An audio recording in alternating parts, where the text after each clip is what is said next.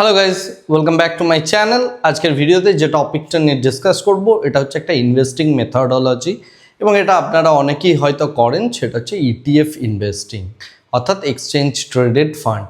আমি কেন আজকে হঠাৎ করে ইটিএফ ইনভেস্টিং বলছি, কারণ এই মুহূর্তে বিভিন্ন সময় হয় যে সময় মার্কেট ফল করছে। আপনাদের মধ্যে অনেকেই আছেন যাদের হাতে একদমই টাকা নেই, হাতে একটা কর্পাস রয়েছে। তো সেখানে আপনি যদি ইটিএফ ইনভেস্টিং ঠিকভাবে বুঝে যান, তাহলে আপনাকে মিউচুয়াল ফান্ডের থেকে এটা অনেকাংশে অনেক জায়গাতে আপনার জন্য অ্যাডভান্টেজিয়াস একটা সিচুয়েশনে যেতে পারে। এবং কিভাবে সেই জিনিসটা হয়, বা মার্কেট যে ফল করছে, ইন্ডিয়ান মার্কেট দীর্ঘদিন ধরে কোনো রিটার্ন দিচ্ছে না, তো সেই ক্ষেত্রে আপনি ইটিএফকে ইউজ করে কি করে এখান থেকে রিটার্ন বের করতে পারেন, সেই বিষয়গুলো নিয়ে একটু কথা বলবো। এবং যেখানে আপনার রিস্কটাকে আপনি অনেকখানি মিনিমাইজ করে দিতে পারবেন, রাইট? তো সেই সমস্ত বিষয়গুলো নিয়ে আজকের ডেটে ডিসকাশনটা করব। তো প্রথমেই আমরা দেখব হচ্ছে এক্সচেঞ্জ ট্রেডেড ফান্ড জিনিসটা অ্যাকচুয়ালি কী। এক্সচেঞ্জ ট্রেডেড ফান্ড তাকেই বলা হয় যেখানে আমরা দেখতে পাবো যে সমস্ত বড় বড় ফান্ড হাউসেস রয়েছে তারা অ্যাকচুয়ালি কিছু পরিমাণ শেয়ার, বন্ড বা কমোডিটিস ইত্যাদি জিনিসপত্রকে একসাথে নিয়ে একটা কম্বিনেশন, একটা প্যাকেজ বানায়। সেক্ষেত্রে হতে পারে কোনো একটা সিঙ্গেল কমোডিটিস, যেমন গোল্ড অর্থাৎ প্রিসিয়াস মেটাল, বা কোনো রকম গভর্নমেন্ট সিকিউরিটিস, বা হয়তো 10-12টা 15টা বা 50টা এরকম কিছু পরিমাণ স্টককে নিয়ে, অর্থাৎ শেয়ারকে নিয়ে সে একটা বাস্কেট টাইপের বানায়। এবং সেই বাস্কেটটার উপর তারা একটা পার্টিকুলার বিভিন্নভাবে শেয়ারে ভেঙে দেয় সেই বাস্কেটটাকে, যেটাকে বলা হয় ন্যাব।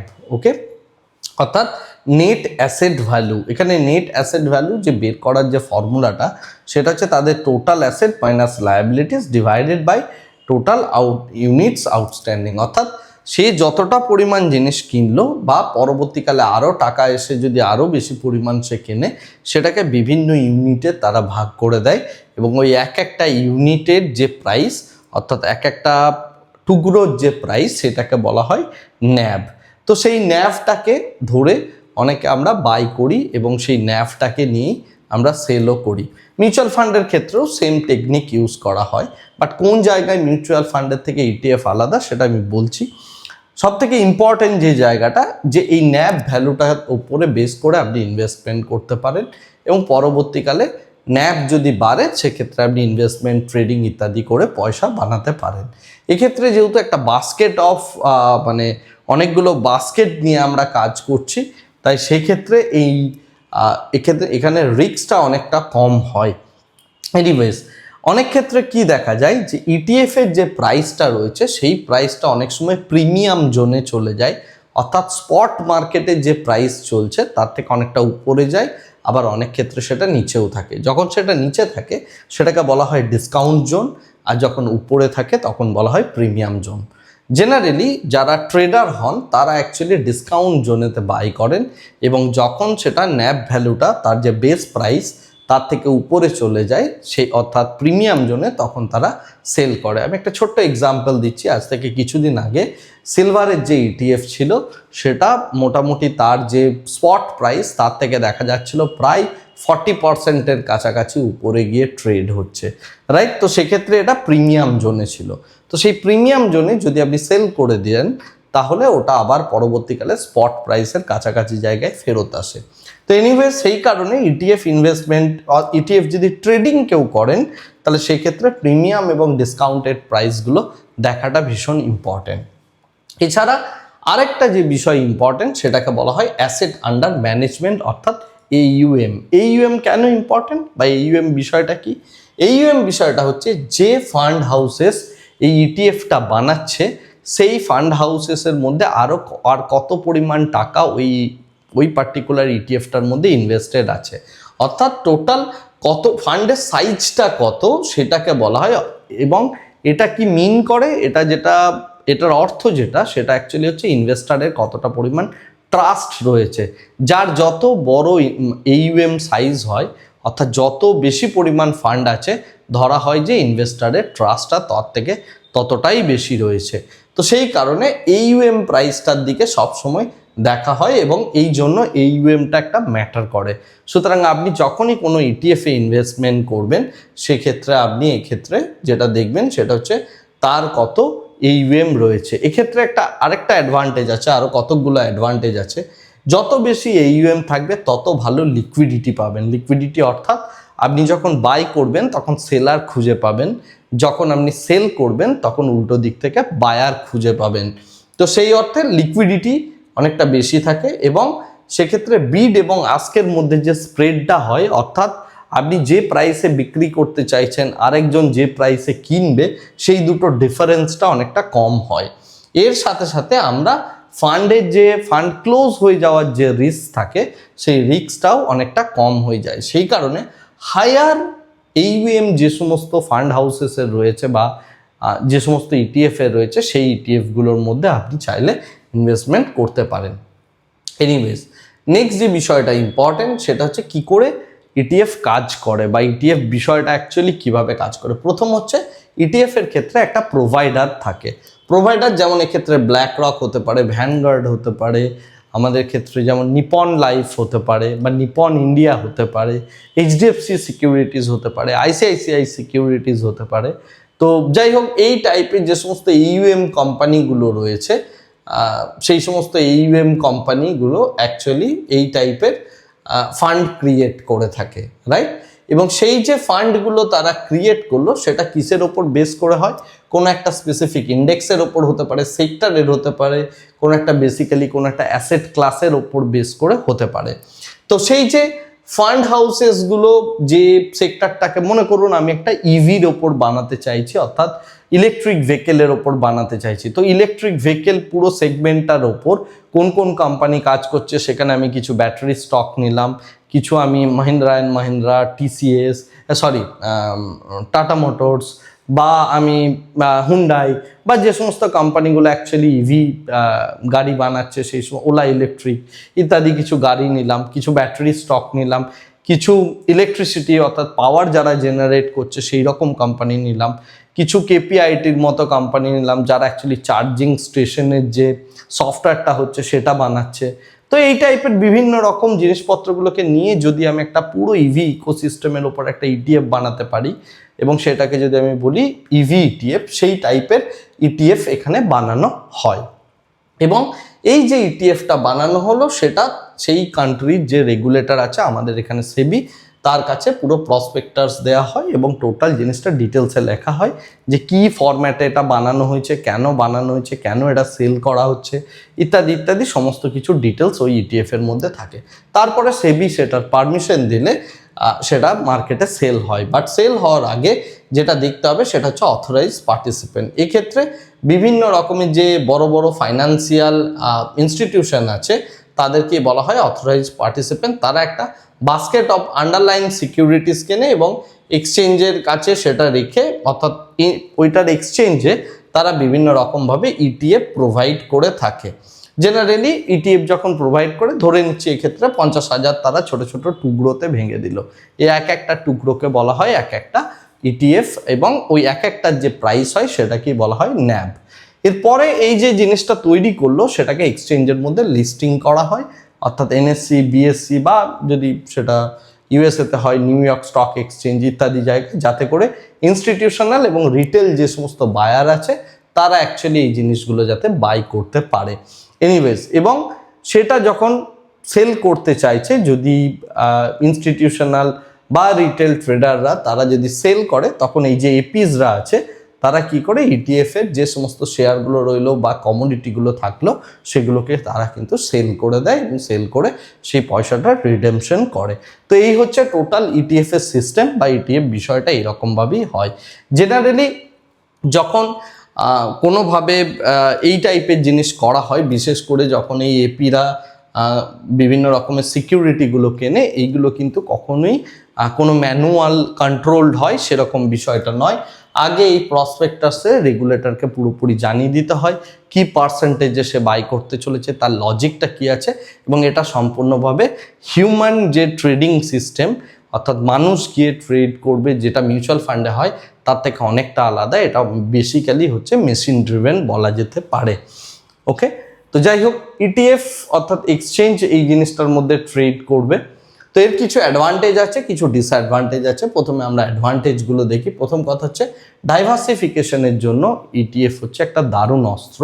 অর্থাৎ এক্ষেত্রে কি হয়, বিভিন্ন রকমের ছোট ছোট অনেকগুলো কোম্পানিকে নিয়ে হয়তো বানানো হলো, বা আপনি এখানে কি করতে পারেন, আপনার যে রিস্কটা রয়েছে সেই রিস্কটাকে আপনি বিভিন্ন রকম সেক্টরের মধ্যে বা বিভিন্ন রকম জিওগ্রাফির মধ্যে, অর্থাৎ আমি এখানে থেকে আজকের ডেটে যদি আমি চায়নার একটা ইটিএফে ইনভেস্টমেন্ট করি, বা ইউএসের একটা ইটিএফে ইনভেস্টমেন্ট করি, বা ইন্ডিয়ার ইটিএফে করলাম, এইভাবে আমি বিভিন্ন কান্ট্রির ইটিএফেও আমি ইনভেস্টমেন্ট করতে পারি। তাতে করে কী হবে, ইন্ডিয়ার শেয়ার মার্কেট হয়তো ডাউন আছে, আমেরিকার শেয়ার মার্কেট ওপরে যাচ্ছে, সেক্ষেত্রে আমি কিন্তু পয়সা বানাতে পারবো, রাইট? তো সেই কারণে ডাইভার্সিফিকেশনের জন্য এটা একটা যথেষ্ট সিগনিফিকেন্ট বা যথেষ্ট বড় একটা অস্ত্র। সেকেন্ড হচ্ছে কস্ট এফিসিয়েন্সি। কস্ট এফিসিয়েন্সি এই কারণে, কারণ মিউচুয়াল ফান্ডের ক্ষেত্রে যে তাদের যে এক্সপেন্স রেশিওটা হয় তার থেকে আমরা ইটিএফ এর এক্সপেন্স রেশিও অনেক কম হয়। অর্থাৎ আপনি একটা মিউচুয়াল ফান্ড বাই করছেন বা সেল করে যখন বেরোচ্ছেন, সেই সময় আপনার যতটা পরিমাণ কস্ট বা যতটা পরিমাণ টাকা বাদ যায়, সেটা যথেষ্ট ভারী অ্যামাউন্টের একটা টাকায় পরিণত হয় দীর্ঘদিন যদি আপনি চালান সেক্ষেত্রে। তো তার রেসপেক্টে আমরা এখানে কিন্তু ইটিএফে অনেক কম প্রাইস এখানে পেতে পারি, অর্থাৎ এক্সপেন্স রেশিওটা অনেকটা কম হয়। থার্ড যে বিষয়টা ইম্পর্ট্যান্ট, সেটা হচ্ছে ইন্ট্রাডে বেসিসেও লিকুইডিটি এখানে পাওয়া যায় এবং রিয়েল টাইম প্রাইস পাওয়া যায়, যেটা আমরা মিউচুয়াল ফান্ডে পাই না। মিউচুয়াল ফান্ডে ডে এন্ডে গিয়ে আমরা, অর্থাৎ দিনের শেষে গিয়ে আমরা অ্যাকচুয়ালি এই প্রাইসটা পাই। কিন্তু যদি আমরা ইটিএফ হোল্ড করি, এখানে দুটো কনসেপ্ট আছে, একটাকে বলা হয় ন্যাভ, একটাকে বলা হয় আইন্যাভ। তো এক্ষেত্রে ন্যাভ জিনিসটা দিনের শেষে গিয়ে সেটা আপডেট হয়, আর আইন্যাভ অর্থাৎ প্রত্যেক 15 মিনিটে সেই ইটিএফটা ট্রেডিংয়ের ফলে অ্যাকচুয়াল প্রাইসটা কি দাঁড়িয়েছে সেই প্রাইসটাকে বলা হয় আইন্যাভ। তো সেক্ষেত্রে কি হয়, আপনি ইন্ট্রাডে বেসিসে যে কোনো সময় যে প্রাইসটা পাচ্ছেন সেই প্রাইসই সেল করতে পারবেন। মিউচুয়াল ফান্ডে কিন্তু সেই জিনিসটা হয় না। তো সেই রেসপেক্টে দেখতে গেলে ইন্ট্রাডে লিকুইডিটি এখানে পাওয়া যায়, এবং সেক্ষেত্রে আমরা যদি ভালো লিকুইড ফান্ড চুজ করি তাহলে সেক্ষেত্রে কিন্তু আমি এখানে যে কোনো আমার নিজস্ব ধার্য করা প্রাইস যেটা থাকবে সেখানে আমি এক্সিট করতে পারবো। নেক্সট হচ্ছে ট্যাক্স এফিসিয়েন্সি। ট্যাক্স এফিসিয়েন্সি অর্থাৎ যখন রিডেমশন করা হয় তখন অনেক ট্যাক্সেশনের দিক থেকেও আমরা মিউচুয়াল ফান্ডের থেকে অনেকটা কম ট্যাক্স এখানে পে করতে হয়। তো সেই দিক থেকেও দেখতে গেলে এটার মধ্যে একটা আমরা অ্যাডভান্টেজ পাচ্ছি, এবং বিভিন্ন রকম যে ট্যাক্সেবল ইভেন্টসগুলো আসে সেই ইভেন্টসগুলো ইটিএফের জন্য অনেক ক্ষেত্রে কম হয়। নেক্সট হচ্ছে ট্রান্সপারেন্সি। মোস্ট ইটিএফস ডিসক্লোজ যা তাদের কি পোর্টফোলিও রয়েছে তাদের ডেইলি বেসিসে, এবং তারা কি অফার করছে সেটা পুরোপুরিভাবে ক্লিয়ার থাকে, যেটা মিউচুয়াল ফান্ডে অনেক ক্ষেত্রে থাকে না, বা অনেক মিউচুয়াল ফান্ডে আমরা পাই না। এনিওয়েজ, এর কিছু ডিসঅ্যাডভান্টেজও আছে অ্যাডভান্টেজের সাথে সাথে। প্রথম কথা হচ্ছে যে বিভিন্ন রকমের ব্রোকারেজ এবং কমিশনগুলো অ্যাপ্লাই হয় যতবার আপনি বাই সেল ইত্যাদি করবেন। সেকেন্ড হচ্ছে যদি ইলিকুইড ইটিএফ এর মধ্যে আপনি চলে যান তাহলে সেই ক্ষেত্রে আপনার বিড এবং আস্কের মধ্যে যে স্প্রেড সেটা অনেক ওয়াইড হয়ে যায়, অর্থাৎ অনেকটা বেশি হয়, এবং সেই ক্ষেত্রে আপনার প্রফিটেবিলিটি কমতে পারে। নেক্সট হচ্ছে ট্র্যাকিং এরার। যে সমস্ত ইটিএফগুলো আছে তারা অ্যাকচুয়ালি অনেক সময় কি হয়, তাদের যে বেঞ্চমার্কের যে প্রাইসটা চলছে তার থেকে সেটাকে পুরোপুরিভাবে রেপ্লিকেট করতে পারে না, বিভিন্ন রকমের ফিজ বা রিব্যালেন্সিং ইত্যাদি প্রেশার থাকার জন্য। তো সেই কারণে যদি আপনি কোনো ইটিএফে ইনভেস্টমেন্ট করেন, অন্ধের মতো না করে এই সমস্ত ইভেন্টগুলো কখন আসছে সেটা জেনে বুঝে সেই মতো এক্সিট বা এন্ট্রি যদি আপনি করতে পারেন তাহলে সেই জায়গা থেকে ট্র্যাকিং এরারটাকে আপনি মিনিমাইজ করতে পারবেন। নেক্সট হচ্ছে নো গ্যারেন্টিড রিটার্ন। অন্য বিভিন্ন রকম অ্যাসেট ক্লাসের মতেও এই অ্যাসেট ক্লাসেও কোনো রকম গ্যারেন্টিড যে রিটার্ন হবে সেটা নয়, বাট আপনি ডাইভার্সিফিকেশন ইউজ করে রিস্কটাকে কম করতে পারেন, এবং যদি আপনি মাল্টি অ্যাসেটের মধ্যে ডাইভার্সিফিকেশন করতে পারেন, যেটা আমি পরের স্লাইডেই হয়তো দেখাবো, তো সেই ডাইভার্সিফিকেশনটা যদি আপনি করতে পারেন, কিভাবে ডাইভার্সিফিকেশন করবেন সেটাও আমি বলছি।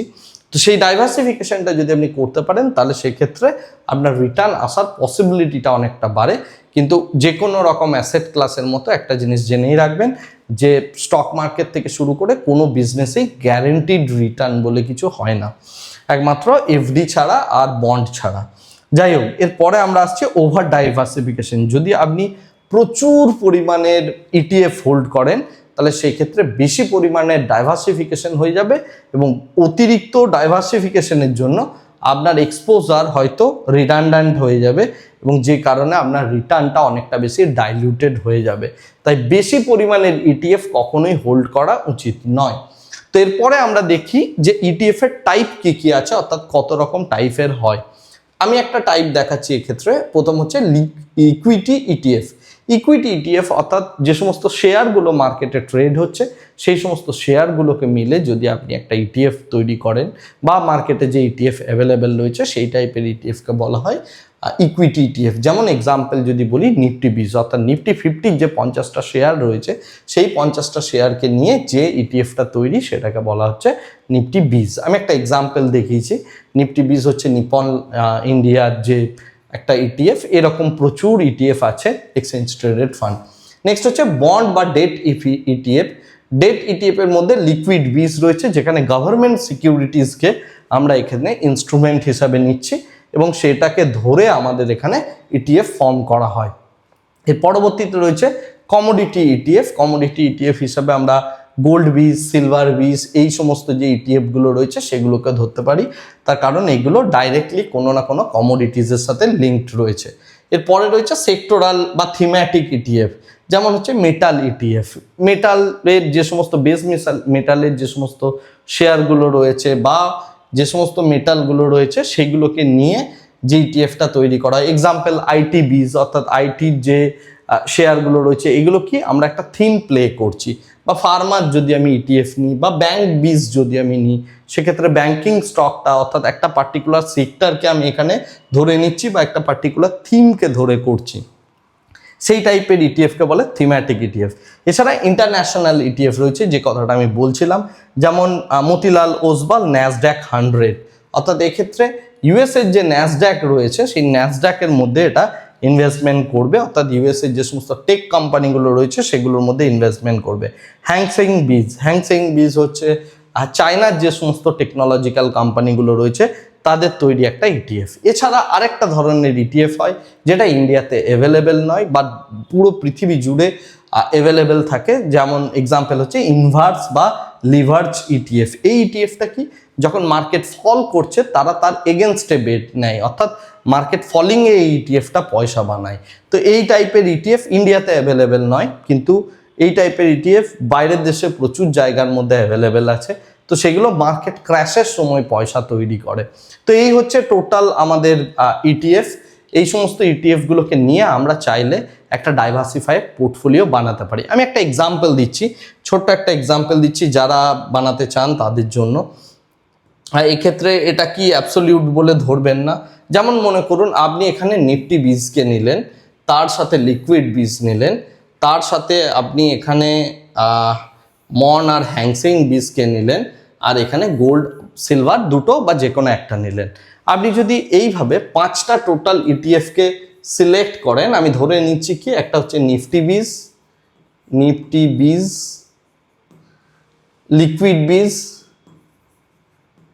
লিকুইড 20, তার সাথে মন 100,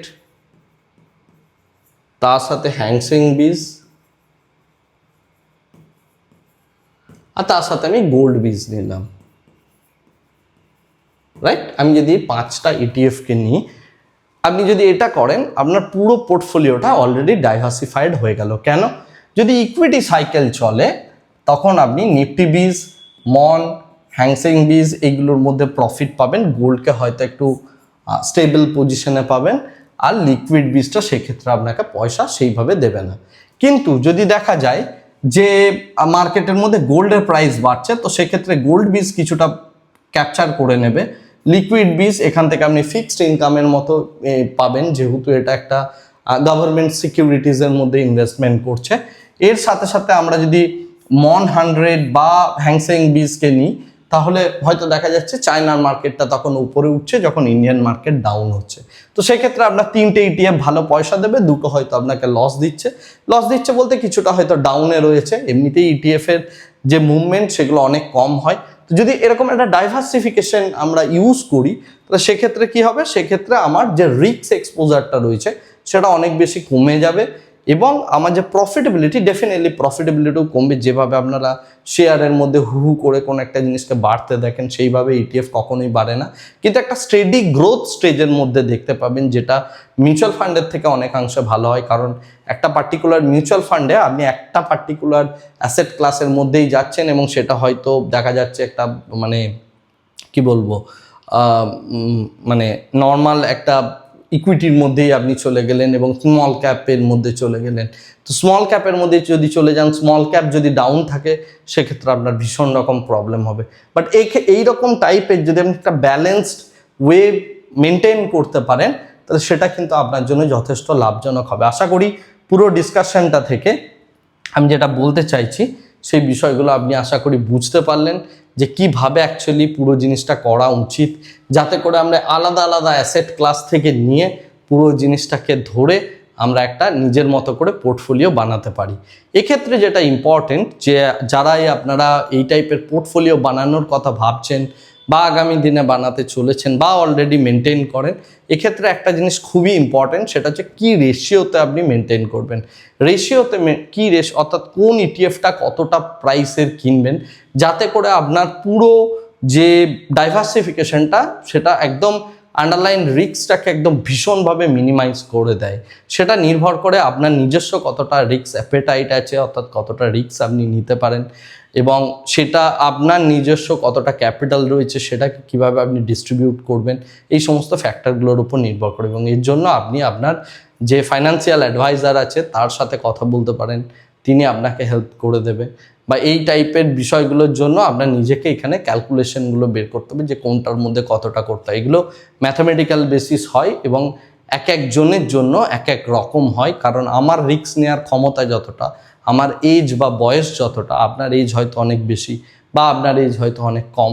তো সেক্ষেত্রে আপনার সেই রিস্ক অ্যাপেটাইটটা নির্ভর করে বিভিন্ন ফ্যাক্টরের ওপর। এমন হতেই পারে যে আমার ফিক্সড ইনকাম নেই, আপনার হয়তো কোনো একটা ফিক্সড ইনকাম রয়েছে, আপনি একটা গভর্নমেন্ট সার্ভিস করেন। তো সেই সমস্তগুলোর জন্য আপনাকে ইনভেস্টমেন্ট অ্যাডভাইজারের পরামর্শ নিয়ে সেই অনুযায়ী আপনাকে এইভাবে যদি ডাইভার্সিফিকেশন করেন, তাহলে আপনার প্রফিটেবিলিটি বিল্ড করাটা অনেকটা বেশি ইজি হবে। আশা করি আজকের এই ডিসকাশনটা আপনার ভালো লাগলো। কেমন লাগলো না লাগলো বা কোনো কোয়েশ্চেন থাকলে অবশ্যই কমেন্ট সেকশনে জানান। আজকের ভিডিওটাকে আর এর থেকে বেশি দীর্ঘায়িত করছি না, ভিডিওটাকে এই জায়গাতেই স্টপ করছি। Thank you very much, bye bye, tata.